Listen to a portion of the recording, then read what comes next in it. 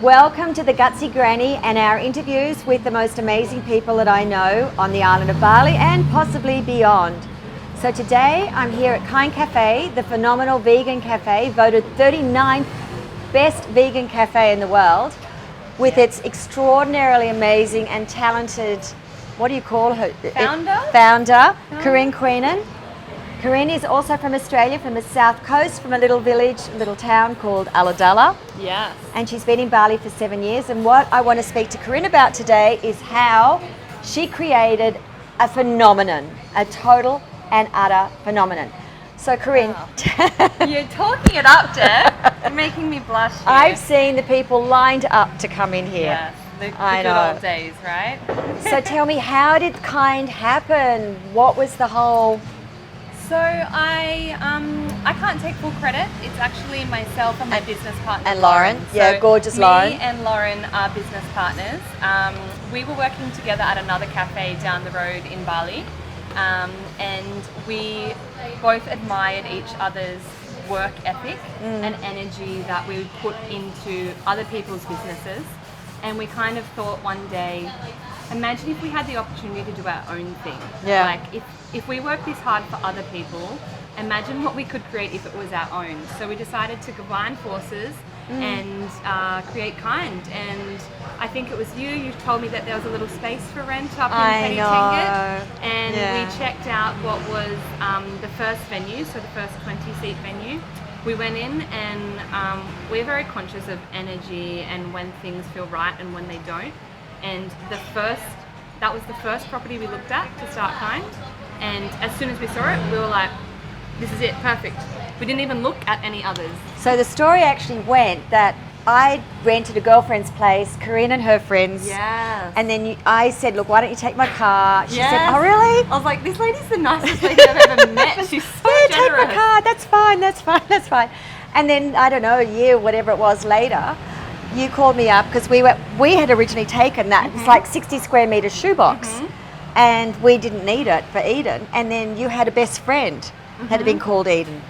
And you went, oh my God, there's a contact with all of that. Yes, so then you took over the tiny little place.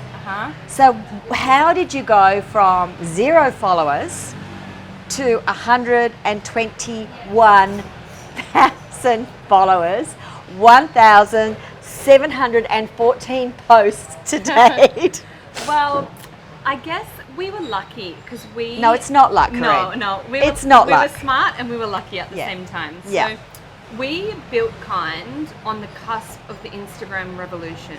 So this is 4 years ago. Yeah, 4 years ago in 2017 when we opened, I could see that Instagram was changing the world. And people weren't just dining at places because of food anymore. And it wasn't just reliant on word of mouth and TripAdvisor and taste. Taste was one element of a full picture that we needed to consider. We go through every single dish that we put on our menu. We go through a little step-by-step process. So Lauren will make it and she'll make it taste good. And then we go, okay, cool, that's delicious. So she's actually the chef? Yeah, she does all of the menu herself. Wow. So once something tastes good, it then goes through a huge process of myself and Lauren to make it look good, make it theatrical, from having watermelon garnish on top, you know. Yeah, we'll show you some pictures later because really their food it's works of art. It really is works of art. Yeah, so I guess everything we thought about when we were even building the venue, from the food to the pink wall, to the sunflower chair, swinging chair, to the letters on the Instagram smoothie bowls, it was all built with Instagram in mind. So we not only wanted to be a place that the food tasted good, we wanted it to look damn good as well. And then alongside that, we also thought about the feeling, you know. Everything that we've thought about has been like very particular, like even the Pantone of the pink. We sat with like 4 different Pantones and we painted samples on the wall and we sat in front of them and took photos of each other to pick out which one made your skin tone look tanned and beautiful. So it was always having Instagram in mind. And then I think it was... But may I stop you there? Also, it's the Kynd community. So you're making it sound like it's only from a mercenary point of view. You have extraordinary philanthropic. Yeah. Everything about Kynd. That's what I think people pick up on, yes, the tone and everything else, but you do extraordinary things. I mean, sorry, we're diverting here, but for a second. Yeah. Because your heart is in it, that's the difference. I guess that was why at the start, when we were thinking of what we could make the name the cafe, and we originally had Kynd Cafe, but I was thinking that's not enough.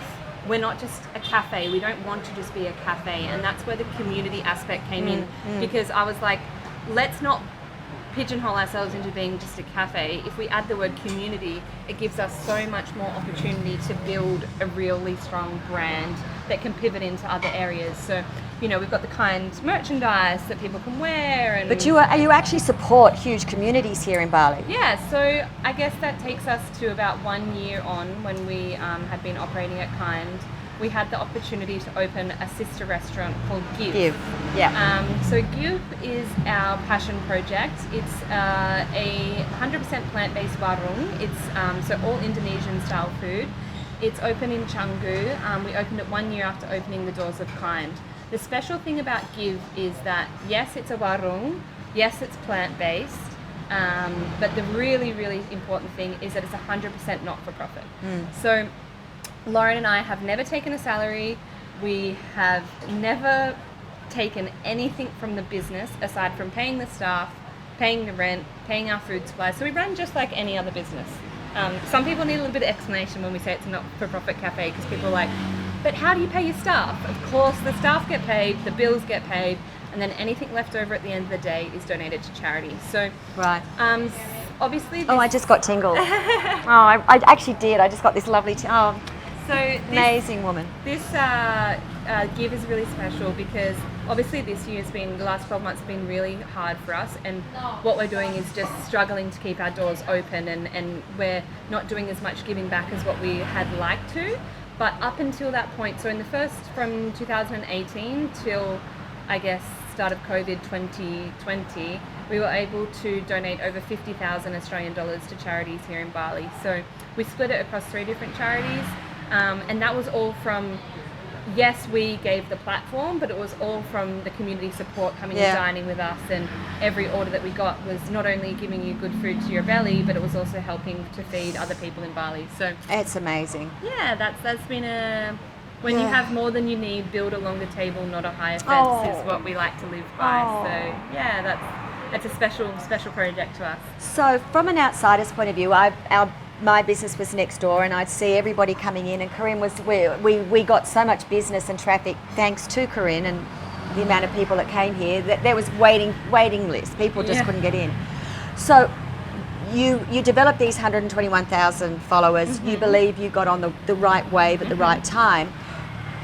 But I'm just starting to learn, and I'm sort of going to blast out that, you know, everybody sees these kids on their mobile phones and on their computers thinking they're just chatting and watching YouTube. Yeah. But it's so much work. Yeah, it is. It's pretty much been, I would say, 75% of my job role.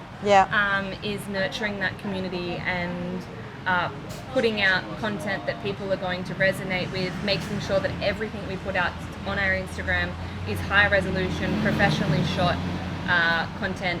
I plan out my feed in an app, so I have the week planned out in advance, making sure that every photo in that 9 post grid is going to look beautiful when it goes out. So we're a very aesthetic brand, but then when it comes down to that, it's about writing the captions, making sure all of the tone of voice is on brand, and then also and I think this is the different part about whether you kind of use a social media agency and when you do it yourself.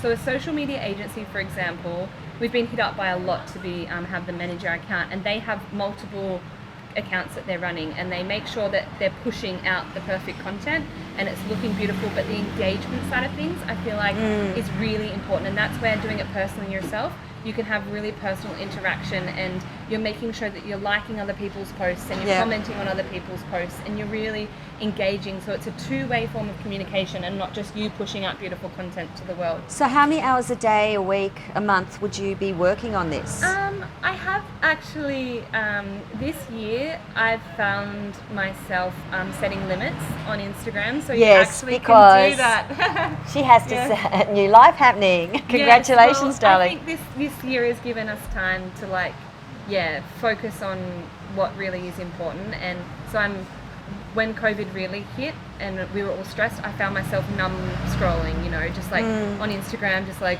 what is going on? And then there was so much fear and panic in the world, and it was, I guess, the Black Lives Matter movement, there was so much dark stuff kind of taking place on social media. Yeah, so I've limited myself to 1.5 hours a day now. So I have a limit that pops up on my phone that's like, you've exceeded your Instagram limit for today. So is that working on your brand, or? That is just in general. So and then it's a good reminder to be like, am I being productive right now? Okay. Or am I just numb scrolling? So that's really interesting. As a newbie coming into this, I'm sort of like, all day Sunday, I don't think I left the bed. Yeah. It's just so time consuming, and it's so exciting. Yeah. And you feel like you're making friends all around the world that you've never met. I feel the same. I've got all of these influencers that I keep in touch with after they come to Kynd. So it's really exciting. I back in the day when people could travel, I come from a PR background, so I knew kind of who was kind of trending and cool, and I'd follow them. And then I'd see when they were in Bali, and I'd personally reach out to them and be like, hey, I've been following you for ages, super excited you're in town, come and have lunch with me at my cafe, and it's on me. So when those people that we wanted to align with and people that were on brand for us, it was just more of like a personal reach out to them, and a lot of them they'd seen Kynd already, so they were super excited to come and try. And I met those people, and I've nurtured those relationships ever since they left. So I think it's really important to, as a brand owner, really respect what the influencer does for your brand and nurture those relationships, and not just, I hear other people being like, they just want free food and take a photo, and there is those people that do take advantage of it, but at the same time we've got to look at what they do for our brand, nurture them, and keep those relationships kind of looked after, because they do. Interesting. So in this last while, I've been talking a lot about the word failure, which has got a very negative connotation. But you went from having, how many seats did you have a day here? In 2019, we sat on average 632 customers a day. 632? Yeah. And you had 120 staff?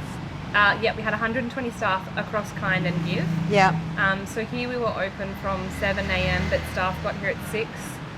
Trading through breakfast, lunch and dinner, and most times, so probably from 9 a.m. until 3 p.m, there would have been a 20-minute wait for tables. So wow, 20 minutes. I would come in here to get takeaway and go, whoa, I just had to walk through all the people. It was amazing.